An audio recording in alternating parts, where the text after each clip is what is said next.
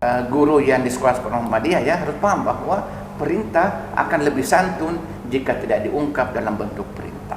Wanita atau ibu-ibu dalam komunitas melalui pelatihan cara mendongeng. Saya kira ada Ibu Dr. Aida Aziz, seorang sastrawan. Siti Aisyah menanam tomat. Tomat ditanam di tepi kolam. Ibu-ibu Aisyah yang terhormat, izinkan saya mengucapkan salam. Assalamualaikum warahmatullahi wabarakatuh.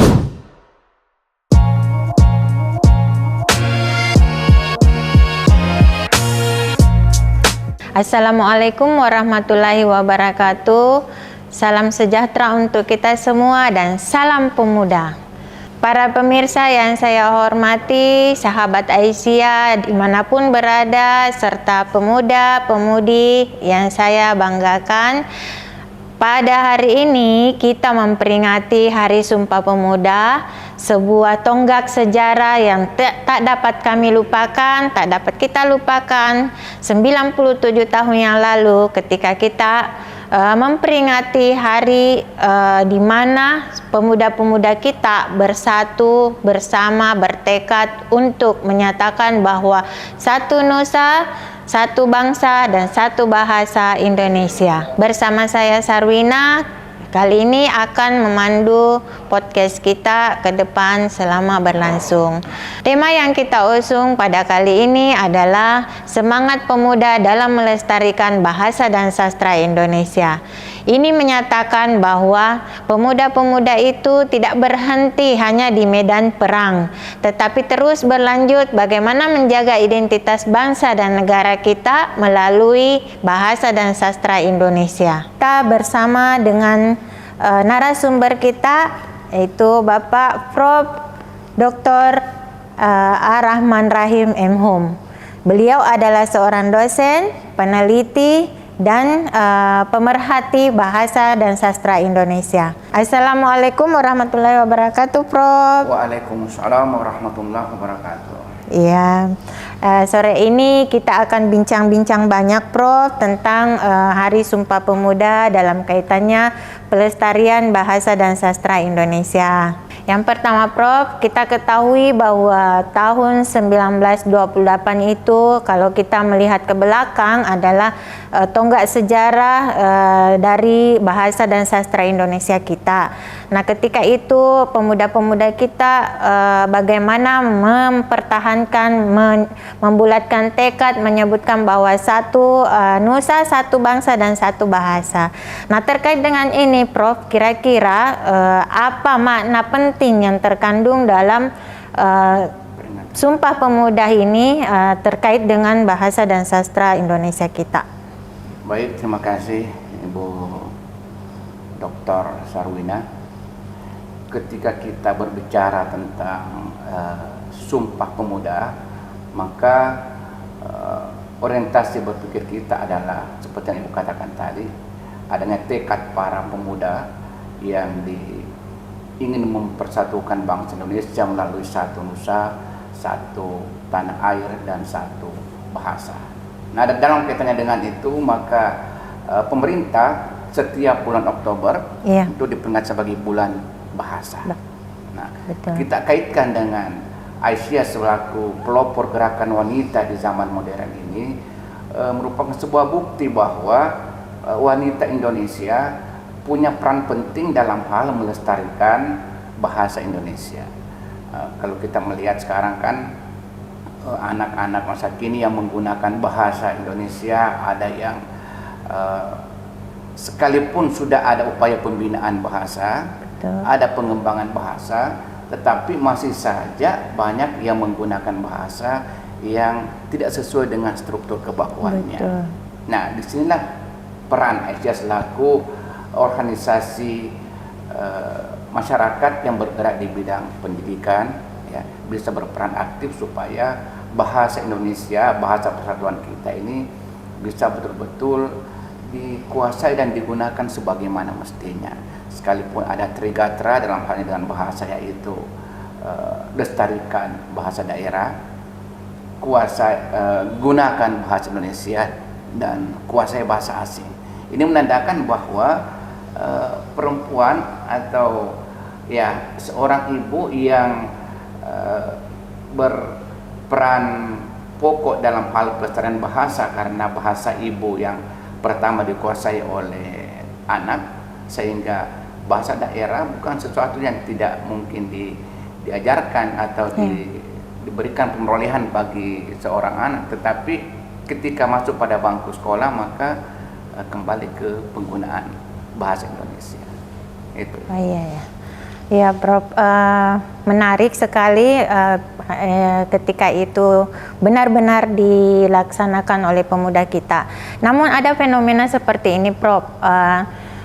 Pemuda-pemuda sekarang itu biasanya ya pada umumnya dia itu biasanya mencampur adukan antara bahasa Indonesia dengan penggunaan bahasa Indonesia dengan penggunaan bahasa asing.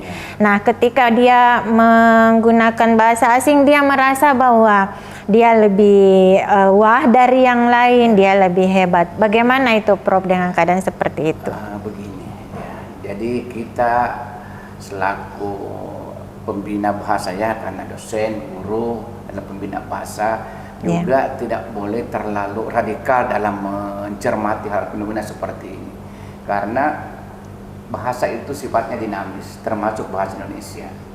Bahasa Indonesia berkembang tentu dipengaruhi oleh bahasa asing, sehingga muncul kosakata baru yang bisa membuat bahasa Indonesia bisa menjadi lebih matang. Artinya ketika pengguna bahasa Indonesia, baik ibu-ibu Asia yang melakukan kegiatan formal umpamanya, ingin menggunakan sebuah kata yang ingin dikatakan tetapi tidak ditemukan padanannya dalam bahasa Indonesia, maka yang bersangkutan harus keluar ke bahasa asing. Ini menandakan bahwa bahasa kita belum menjadi bahasa yang matang, karena belum mampu mewadahi semua konsep yang ingin diungkapkan. Tetapi ketika bahasa Indonesia menyerap kosakata dari bahasa asing, istilahnya kalau kita melihat ketika fenomena COVID, ya, corona itu kan banyak sekali kosakata baru yang masuk, yang dikenal dengan istilah neologisme. Neologisme ini berfungsi untuk memperkaya khasanah kosakata bahasa Indonesia. Tetapi sekali lagi, kalau generasi muda harus memang ditanamkan sikap positif berbahasa. Artinya ada rasa bangga terhadap bahasa Indonesia. Disini peran Asia selaku gerakan organisasi masyarakat yang bergerak di bidang pendidikan, bagaimana bisa menanamkan itu kepada generasi muda agar mereka menggunakan bahasa Indonesia, memiliki sikap positif, yaitu bangga berbahasa Indonesia, setia menggunakan bahasa Indonesia, dan prihatin terhadap kesalahan pemakaian bahasa Indonesia. Jadi kalau umpamanya rasa bangga itu kan sulit diukur, ya, Bu Wina, ya, sulit diukur rasa bangga, kan hanya yang bersangkutan dengan Tuhan yang tahu. Kalau dia mengatakan bangga, ya kita tak tahu apakah betul seperti itu. Tapi kalau berbicara tentang kesetiaan berbahasa, itu kan sudah bisa dibuktikan, bisa dilihat yang bersangkutan apakah senantiasa menggunakan bahasa Indonesia.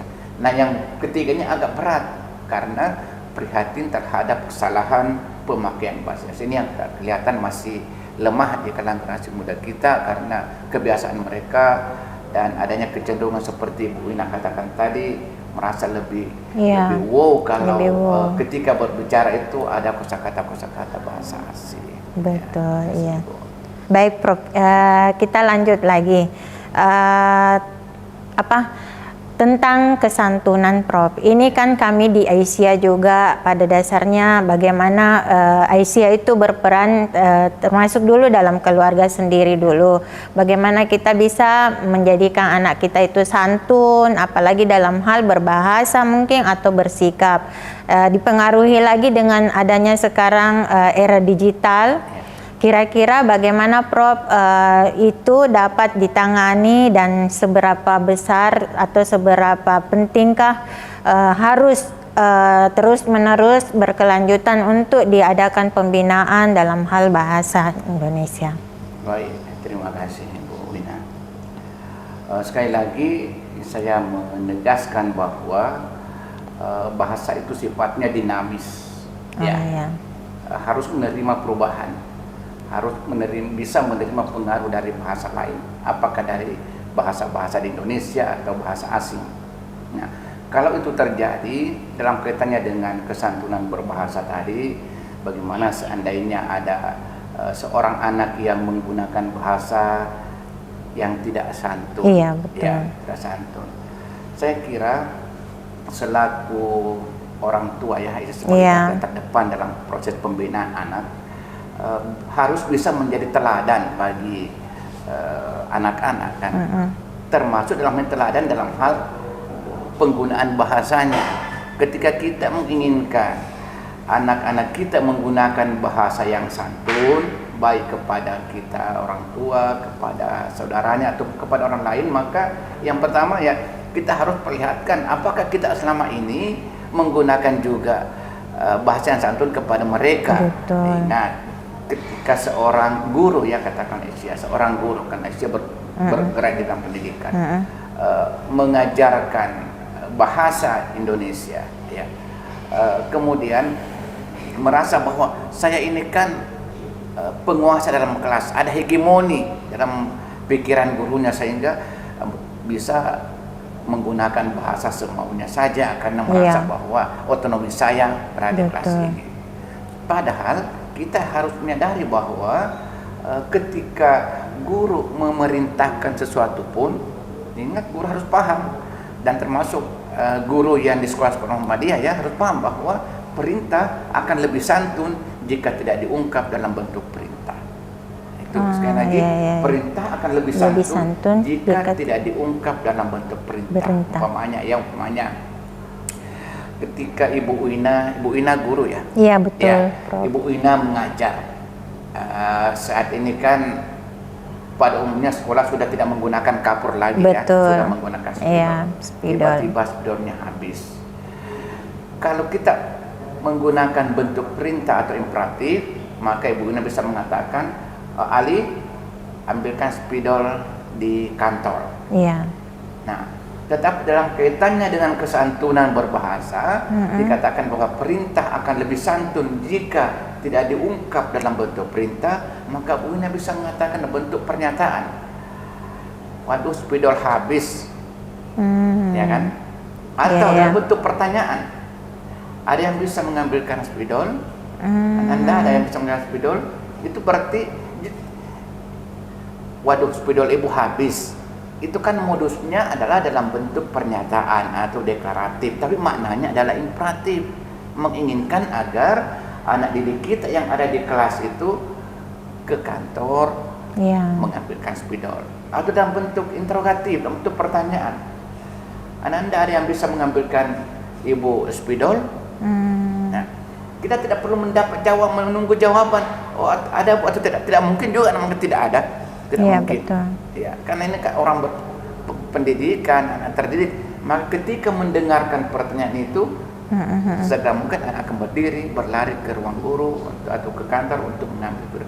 Ini bukti nyata bahwa guru memberikan contoh yang baik, menggunakan bahasa santun, termasuk ketika memerintahkan sesuatu. Iya, menarik Prof. Jadi tanpa memerintah secara langsung anak-anak bisa, itu termasuk kesantunannya Prof ya. Betul sekali, Bu. Betul. Karena anak kan lebih senang kalau tidak dalam bentuk didikta ambilkan ini, ambilkan itu kan. Tapi dalam bentuk pertanyaan seperti itu atau pernyataan, apa yang bisa lakukan ketika mendengarkan pernyataan itu? Oh, saya harus ke ruang tata usaha, ke kantor mengambil spidol dan seterusnya. Dia juga dapat berpikir berpikir kritis untuk melaksanakan. Ini bukan hanya sekadar tuturan, tapi tindakan apa yang bisa saya lakukan ketika mendengarkan tuturan ini. Betul. Prof, terkait sastra ini, karena bahasa Indonesia tidak lepas dengan pembelajaran sastra. Nah, kira-kira bagaimana sastra ini dapat menjadi media atau medium dari kegiatan-kegiatan yang ada di Aisyah, peran Aisyah tersebut, sehingga mungkin kita juga dapat melakukan peran bersastra tetapi tanpa melanggar aturan-aturan yang ada, seperti itu Prof. Ya, baik, makasih Bu Ina. Jadi sangat tepat ya ketika Aisyah melihat ini sebagai sebuah media untuk pemberdayaan perempuan dengan kaitannya dengan sastra. Ya. Boleh jadi Aisyah membuat terobosan dan memberikan pelatihan mendongeng kepada ibu-ibu atau komunitas Aisyah yang ada di wilayah masing-masing, karena namanya kan sastra anak. Iya. Nah, bagaimana kita memaksimalkan fungsi sastra anak tersebut dengan memberikan pelatihan kepada ibu-ibu atau komunitas-komunitas Aisyah bagaimana cara mendongeng, karena kita tahu bahwa itu adalah medium pertama yang bisa dilakukan oleh ibu ketika ingin memberikan penanaman karakter, penanaman sikap, penanaman moral kepada anak di rumah sebelum masuk ke bangku sekolah, ya, didongengkan. Nah, kalau ibunya tidak tahu mendongeng, kasihan, tidak pernah mendengar orang mendongeng, kan sulit bagi mereka untuk bisa mendongeng kepada putra-putrinya. Tapi ketika Aisyah memaksimalkan fungsinya melalui pemberdayaan wanita atau ibu-ibu dalam komunitas melalui pelatihan cara mendongeng, saya kira ada Ibu Dr. Aida Aziz, seorang sastrawan yang juga pengurus Aisyah, bisa memaksimalkan fungsi ini.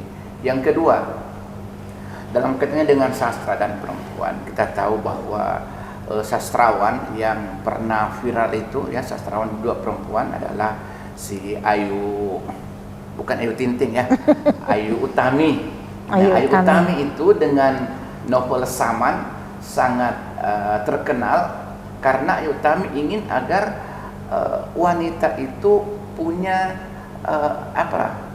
Ayu Utami itu pejuang emansipasi yang menginginkan ada kesetaraan peran antara laki-laki dengan perempuan. Jadi sastra bisa kita maksimalkan perannya. Yang pertama tadi itu. Yang kedua, boleh jadi juga ada ibu yang punya bakat menulis tapi tidak dikembangkan karena mungkin pernikahan dini, cepat menikah, sehingga bakat-bakat menulisnya itu terkubur. Nah, ketika Aisyah bisa menggali kembali itu melalui pelatihan cara menulis cerita pendek, itu kan bisa dilakukan supaya peran Aisyah betul-betul bisa terbukti bahwa Aisyah itu bukan hanya sekadar kegiatan seremoni, tapi bisa memberikan bentuk pemberdayaan kepada perempuan yang ada di Indonesia. Iya, betul-betul. Tertarik sekali ini, Prof. Mungkin kami yang anggota-anggota Aisyah ini nantinya akan melakukan gebrakan-gebrakan, kegiatan-kegiatan yang berkaitan dengan sastra, yang seperti tadi mungkin mendongeng, terus belajar menulis. Tetapi kalau menulis itu, Prof, saya kira tidak membatasi kita walaupun mungkin sudah menikah, walaupun orang tua. Saya kira sepanjang mau dan bisa berniat untuk ini, saya kira itu akan terus bisa berlanjut. Betul. Ya, Prof, ya. Baik, Prof, mungkin terakhir kami dari ingin menanyakan ini tentang berkaitan dengan Hari Sumpah Pemuda, semangat Sumpah Pemuda kali ini. Kira-kira, Prof, apa pesan Prof untuk para pemuda-pemuda kita, baik itu mungkin kader-kader Aisyah ataupun mungkin pada umumnya adalah pemuda-pemuda di luar sana yang sekarang ini belum terlalu cinta, belum terlalu bangga untuk menggunakan bahasa Indonesia. Kira-kira apa pesan Prof yang penting disampaikan? Ya, baik, terima kasih. Pertanyaan sangat menarik, karena bahasa Indonesia adalah bahasa persatuan kita. Ini harus kita junjung tinggi dan harus kita jaga, karena sebuah bahasa bisa saja mengalami kepunahan. Iya, betul. Kapan atau bila mana bahasa itu punah, yaitu jika penuturnya sudah meninggalkan bahasa itu, karena dianggap bahwa bahasanya sudah ketinggalan atau tidak mampu mewadahi konsep-konsep yang ingin diungkapkan, maka dia akan beralih ke bahasa lain. Ini kita berharap semoga ini tidak terjadi, ya. Iya, betul. Nah, para generasi muda, baik anggota Aisyah, Nasyiatul Aisyah, harus bisa berterima kasih kepada para pejuang pendahulu kita yang telah mengikrarkan Sumpah Pemuda ini. Karena bagaimana mungkin kita bisa bersatu jika tidak ada medium yang bisa mempersatukan kita. Betul. Adanya bahasa Indonesia sebagai bahasa persatuan, maka seluruh warga negara Indonesia bisa bersatu dari Sabang sampai Merauke. Apalagi dengan adanya struktur kebakuan yang bisa menyeragamkan pemakaian bahasa kita, sehingga sebuah pernyataan yang diucapkan itu bisa dipahami sama oleh penutur bahasa Indonesia. Nah, kalau dikaitkan dengan situasi sekarang tentang era digital, tentu ada plus minusnya ya Ibu ya. Plus minusnya karena begitu mudahnya orang mengapresiasi sebuah prestasi dengan menggunakan bahasa sedemikian rupa sebagai bentuk apresiasinya, tapi sebaliknya ada saja orang yang boleh jadi memainkan kata-kata untuk menyatakan sebuah bentuk ketidaksenangan, ketidakpuasan, dan itu akan dipublis istilahnya ke media sehingga orang melihat. Nah, kalau ini terjadi, bagaimana cara mengantisipasinya? Nah, kembali kepada peran kita selaku guru, Aisyah selaku lembaga organisasi yang berada di bidang pendidikan bisa memberikan penegasan bahwa bahasa Indonesia harus kita junjung tinggi, kita menggunakan sebagaimana mestinya sesuai dengan struktur kebakuannya, kita tetap menggunakan dengan bahasa yang santun sehingga komunikasi itu bisa berjalan secara komunikatif. Terima kasih. Ya, terima kasih atas kehadiran Prof hari ini. Sangat menarik apa yang kita dengarkan kaitan dengan Sumpah Pemuda, dengan bahasa dan sastra Indonesia. Jadi harapan kami semua bahwa bahasa Indonesia ini dapat terus jadi kebanggaan kita, jadi mencintai bahasa Indonesia itu sendiri, dan kita dapat memahami penggunaan bahasa dan sastra Indonesia itu. Kemudian kami harapannya juga semoga semangat Sumpah Pemuda ini dapat terus tumbuh di hati kami semua, di hati para pemuda, baik itu kader-kader Aisyah ataupun dari pemuda-pemuda yang lainnya.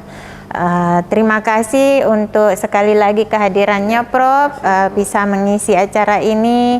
Semoga di lain waktu kita dapat bertemu kembali. Wassalamualaikum warahmatullahi wabarakatuh. Waalaikumsalam warahmatullahi wabarakatuh. Bentar cerah panas menyengat, nyala sukma panas membara. Sumpah Pemuda nyalakan semangat, laksana api di Gunung Kembara.